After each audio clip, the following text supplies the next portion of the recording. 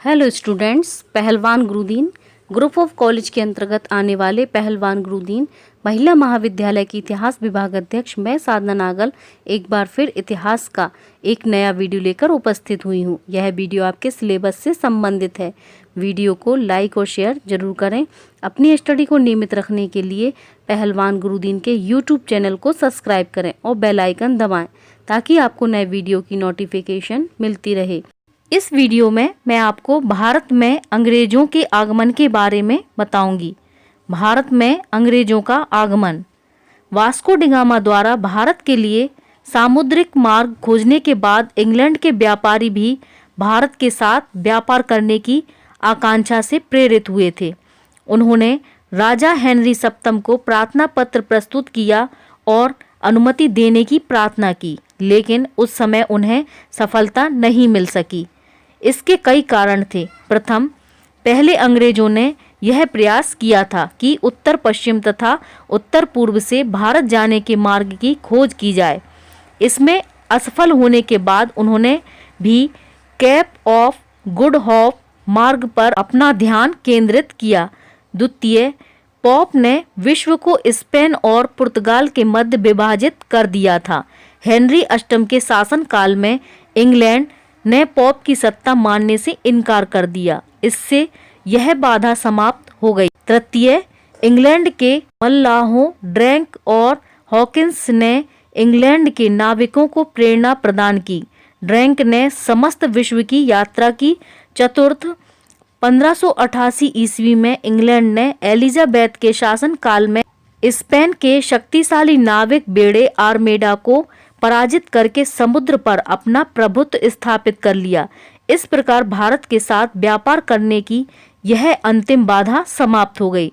Dot बे लिखता है, अंग्रेजी ईस्ट इंडिया कंपनी आवश्यक रूप से एलिजाबेथ युग की शिशु थी। ईस्ट इंडिया कंपनी की स्थापना 22 सितंबर 1599 ईस्वी को लंदन के व्यापारियों ने रानी एलिजाबेथ से पूर्व से व्यापार करने के लिए चार्टर प्रदान करने की प्रार्थना की। उन्होंने कहा था वे वही व्यापार करेंगे जहां पुर्तगालियों के दुर्ग, भंडार गृह आदि नहीं होंगे। 31 दिसंबर 1600 ईस्वी को रानी ने स्वीकृति प्रदान की। इस प्रकार कंपनी को भारत तथा पूर्व से व्यापार करने का चार्टर प्राप्त हुआ। प्रारंभिक प्रगति। प्रारंभ में कंपनी की योजना पृथक पृथक समुद्र यात्रा की थी, अर्थात एक जहाजी बेड़े को कुछ हिस्सेदार संयुक्त रूप से भेजते थे और उसके लाभ को आपस में विभाजित कर लेते थे। 1657 ईस्वी में कंपनी ने ज्वाइंट स्टॉक कंपनी का स्वरूप ग्रहण किया। इससे हिस्सेदारों का कंपनी पर सामूहिक स्वामित्व स्थापित हो गया। 1608 ईस्वी में कंपनी की पहली लाभदायक यात्रा हुई। इस वर्ष हॉकिंस के नेतृत्व में अंग्रेजी जहाज सूरत आए। हॉकिंस मुगल सम्राट जहांगीर के दरबार में 1608 से 1612 ईस्वी तक रहा। उसने जहांगीर से व्यापार की अनुमति भी प्राप्त कर ली थी, लेकिन पुर्तगालियों के षड्यंत्र तथा खुर्रम के विद्रोह के कारण सम्राट ने आज्ञा को निरस्त कर दिया। इससे हॉकिंस निराश होकर इंग्लैंड वापस चला गया। अंग्रेजों को पहली महत्वपूर्ण सफलता 1611 ईस्वी में मिली, जब उनके कप्तान बेस्ट ने पुर्तगाली बेड़े को ताप्ती नदी के मुहाने पर पराजित कर दिया। इससे सूरत का मुगल गवर्नर अंग्रेजों की नाविक शक्ति से प्रभावित हुआ और उसने इसका विवरण सम्राट जहांगीर को भेजा। इससे मुगल दरबार में अंग्रेजों की प्रतिष्ठा स्थापित हुई। पुर्तगालियों ने अपने नाविक बेड़े की शक्ति के कारण ही मुगल दरबार में प्रभाव जमा रखा था। अब वह समाप्त हो गया। सम्राट ने टॉमस एडवर्थ को सूरत में स्थायी फैक्ट्री स्थापित करने की अनुमति प्रदान कर दी। पुर्तगाली जहाजी बेड़े पर बेस्ट की विजय, स्वेली होल की विजय भारतीय इतिहास में अंडयार या प्लासी के युद्धों के समान ही महत्वपूर्ण है। इससे भारत में अंग्रेजी शक्ति की स्थापना हुई। 1615 ईस्वी में कंपनी ने राजा जेम्स प्रथम की आज्ञा से सर टॉमस रो को राजदूत बनाकर मुगल दरबार में भेजा। इसका उद्देश्य मुगल सम्राट से व्यापारिक सुविधाएं प्राप्त करना था। अपने आकर्षक व्यक्तित्व तथा चातुर्य से वह सम्राट जहांगीर से फरमान प्राप्त करने में सफल हो गया। इसमें अंग्रेजों को अहमदाबाद, भड़ोच और आगरा में भी फैक्ट्री स्थापित करने की अनुमति प्रदान की गई थी। 1619 ईस्वी में सर टॉमस रो इंग्लैंड वापस चला गया। उसने कंपनी को परामर्श दिया था कि वह युद्धों और उसकी तैयारी से अलग रहकर केवल व्यापार पर अपना ध्यान केंद्रित करे। कंपनी ने इस परामर्श का 1680 ईस्वी तक पालन किया। कंपनी का विस्तार 1611 ईस्वी में अंग्रेजों ने गोलकुंडा के सुल्तान की अनुमति से कोरोमंडल तट पर मछलीपट्टनम में अपना व्यापारिक केंद्र स्थापित किया। 1632 ईस्वी में कंपनी ने 500 पैगोडा सालाना चुंगी देने के बदले में गोलकुंडा राज्य के समस्त बंदरगाहों में व्यापार करने का अधिकार प्राप्त कर लिया। 1633 ईस्वी में अंग्रेजों ने उड़ीसा में हरिहरपुर तथा बालासोर में कारखाने स्थापित किए। 1634 ईस्वी में यहां अंग्रेजों को सभी प्रकार के करों से मुक्ति मिल गई। 1639 ईस्वी में कंपनी को चंद्रगिरी के राजा से वर्तमान मद्रास का स्थान प्राप्त हुआ, जहां उन्होंने सेंट जॉर्ज किले का निर्माण किया। कोरोमंडल तट पर कंपनी का यह प्रमुख व्यापारिक केंद्र बन गया। 1651 ईस्वी में हुगली, बंगाल में कंपनी ने एक बस्ती बनाई और चीनी, रेशम और शोरे का व्यापार आरंभ किया। पटना, ढाका, राजमहल में भी कंपनी ने व्यापारिक कोठियां स्थापित की।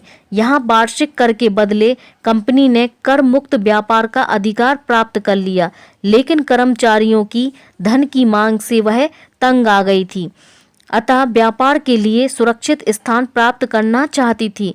कंपनी की संचालक समिति के अध्यक्ष जोशिया चाइल्ड का मत था कि मुगल साम्राज्य का विघटन हो रहा था, इसलिए कंपनी को अब अपनी सुरक्षा के लिए सैनिक शक्ति का भी संगठन करना चाहिए। इस समय बम्बई का गवर्नर सर जॉन चाइल्ड था। 1668 ईस्वी में इंग्लैंड के राजा ने 10 पाउंड वार्षिक किराए पर बम्बई अंग्रेजी कंपनी को दे दिया था। जब मराठों ने सूरत को 2 बार लूटा तो वहां के व्यापारियों में भगदड़ मच गई। इसके बाद अंग्रेजों ने बम्बई के पश्चिमी तट पर अपना केंद्र बनाया। बम्बई का गवर्नर सर जॉन चाइल्ड भी सैनिकवादी नीति का समर्थक था, इसलिए अंग्रेजों और मुगलों में संघर्ष अनिवार्य हो गया। मुगलों से संघर्ष 1687 ईस्वी में अंग्रेजों ने चिटगांव पर अधिकार करने के लिए नाविक आक्रमण कर दिया, लेकिन उनका यह प्रयास बुरी तरह असफल रहा। इस पर मुगल सम्राट औरंगजेब ने आज्ञा दी कि उनकी बंगाल की सब कोठियां छीन ली जाएं। मुगलों ने पश्चिमी तट पर बम्बई पर भी आक्रमण कर दिया। इसका बदला लेने के लिए अंग्रेजों ने मुगलों के यात्री जहाजों को लूटना आरंभ कर दिया। मुगलों ने पटना, कासिम बाजार, मछलीपट्टनम, विजयपट्टनम की कोठियों पर कब्जा करके अंग्रेजों को बंदी बना लिया। अंत में 1690 ईस्वी में अंग्रेजों से क्षमा प्रार्थना की और भारी जुर्माना अदा किया।